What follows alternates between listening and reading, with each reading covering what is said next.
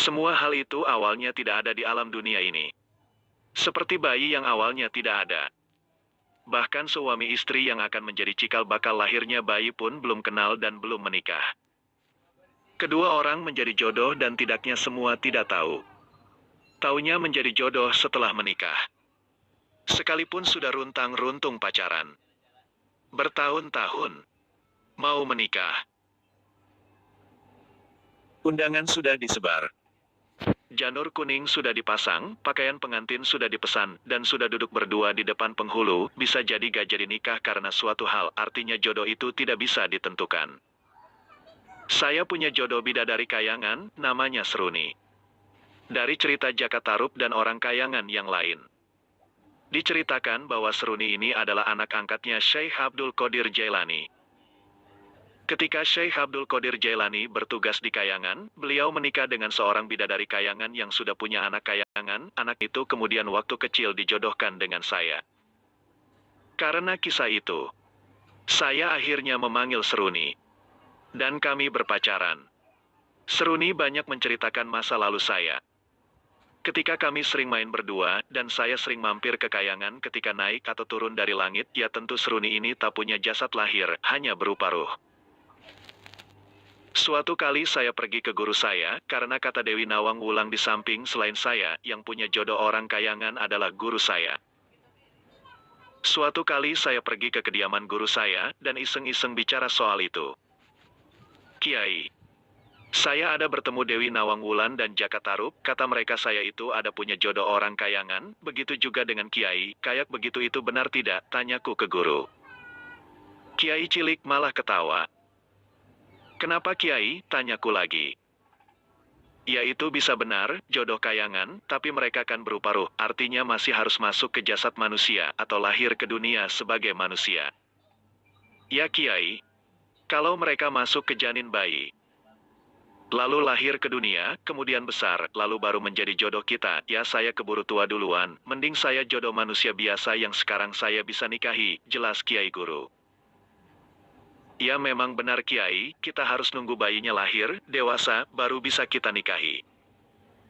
Ada lagi, yang mereka masuk ke badan perempuan yang sudah dewasa, lalu menikah dengan kita. Tapi saya tidak mau. Kenapa tidak mau? Tanya saya heran. Ya gak mau.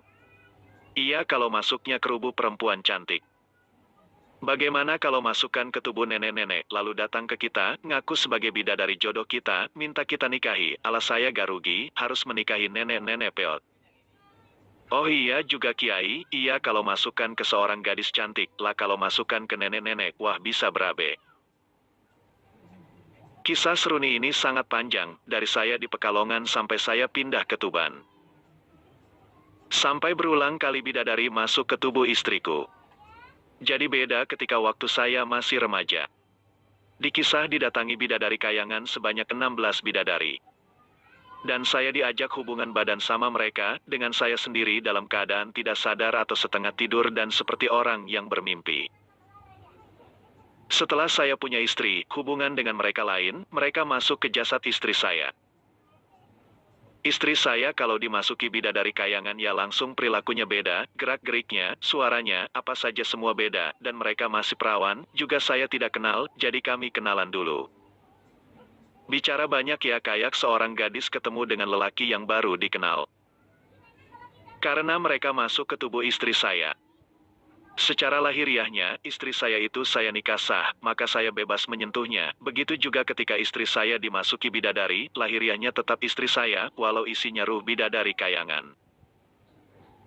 Tiap hari berganti-ganti bidadari Kayangan. Diperintahkan mendatangi saya saat itu, bergerombol, biasanya datang setidaknya ada 7 ruh, tujuannya ya hanya berhubungan badan, ingin hamil dan punya anak dari saya di alam Kayangan sana. Mereka to the point, isinya bermesraan saja.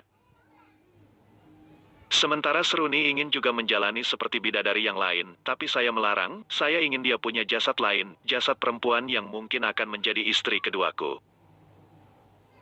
Tapi sekian lama mencari perempuan yang ada darah Kayangannya dan baik hatinya untuk dimasuki ruh Seruni, tetap saja tak menemukan.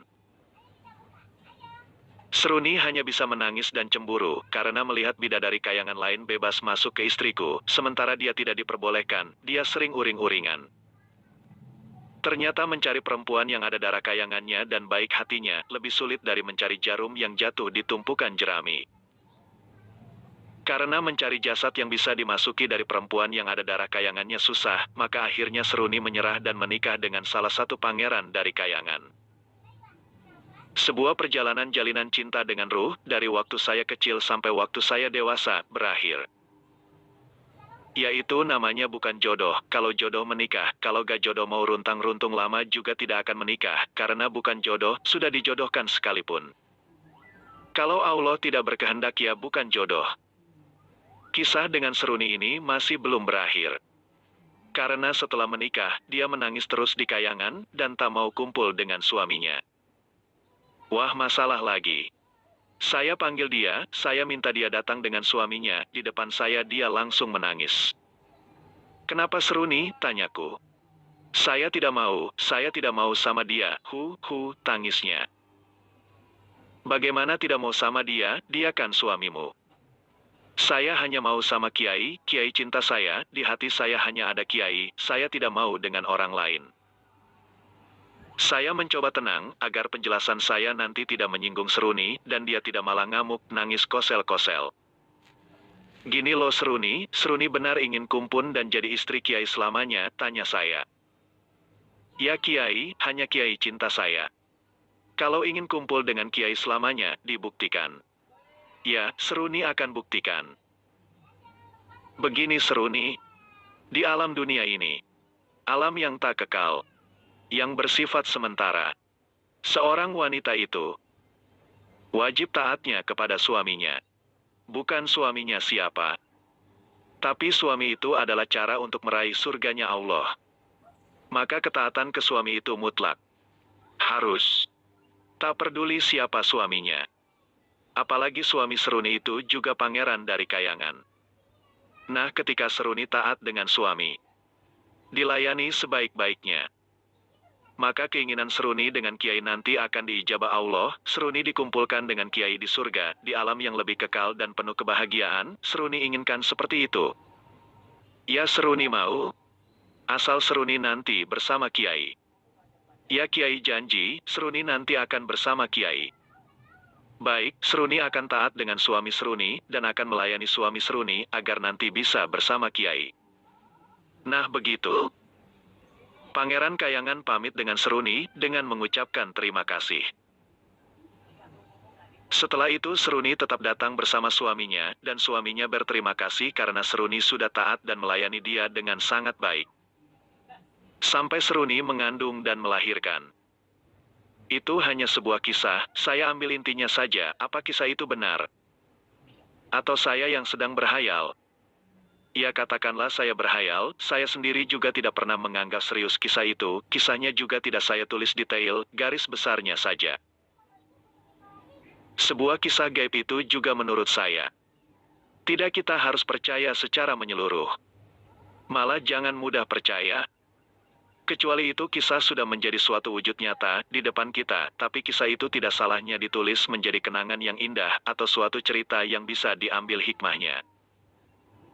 Saya katakan kisah gaib itu tidak harus dipercaya, apalagi belum ada wujud nyata di depan kita. Setelah kisah dari Jakatarup itu, saya akhirnya memanggil raja-raja kayangan untuk saya muslimkan, dan semua menurut, malah semua mengatakan sudah lama menunggu untuk dimuslimkan. Dan dijadikan pengikut saya. Di kayangan itu ada banyak agama dan banyak aliran, ada agama Hindu, Buddha, Kristen, mereka selama ini juga saling berebut kekuasaan.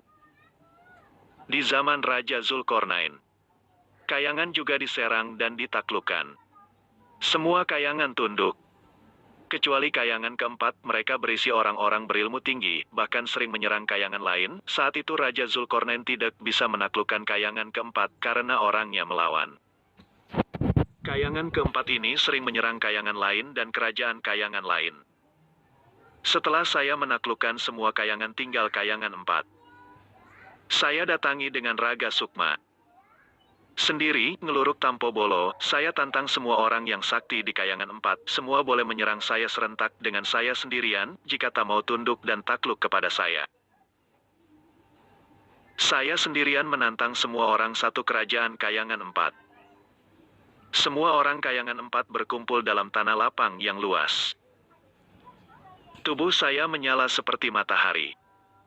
Siap melebur lulu lantakan kayangan 4 dengan ilmu pelebur jagat, saya yakin sekali tepuk kayangan 4 akan ambiar lulu lantak menjadi debu, sekalian semua orang di dalamnya.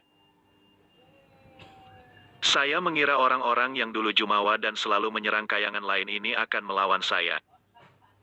Sebab di dalam kayangan ini isinya orang-orang sakti atau setidaknya orang-orang yang dianggap dewa, disembah dan dipuja. Ternyata prasangka saya salah. Semua orang di lapangan luas sejauh mata memandang.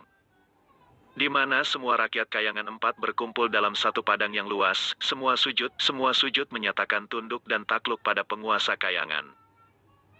Mereka menyatakan siap diperintah dan akan tunduk taat melayani saya, apapun perintah akan dilaksanakan dengan semampunya.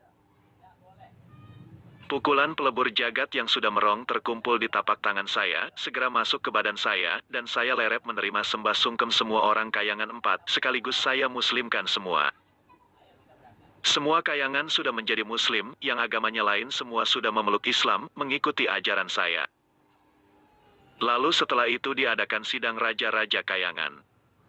Untuk menyerahkan tampuk pimpinan kayangan tertinggi secara resmi, semua raja-raja kayangan menyerahkan mahkota kayangan kepada saya, sebagai simbol kalau saya ini penguasa kayangan secara resmi. Karena sudah mengislamkan semua kayangan, maka saya diberi julukan, Sang Hyang Nur Cahyaning Nirwana. Atau orang yang memberi cahaya kepada kayangan, Nirwana. Itulah kenapa nama saya disebut Sang Hyang Nur Cahyaning Nirwana. Hala opo benar cerita iki, ya benar tidaknya saya juga tidak tahu pasti, namanya juga gaib. Wong yang jelas-jelas nyata, misal ada orang naik mobil mewah, dia bicara kalau mobil mewah itu miliknya, sudah jelas ada mobil mewahnya, ternyata mobil rental. Kayangan itu di bawah langit. Sedang iblis itu selalu ingin mendengar kabar dari langit. Dari sidang-sidang malaikat atau aulia. Dan untuk sampai ke langit itu harus melewati kayangan, makanya iblis sering menyerang kayangan, agar bisa menembus bawah langit dan masuk ke langit untuk mendengar sidang malaikat atau aulia. Saya didapuk secara resmi sebagai penguasa kayangan. Maka berkewajiban melindungi kayangan, maka sering kayangan diserang iblis saya turun tangan sendiri menghadapi miliaran iblis yang menyerang kayangan.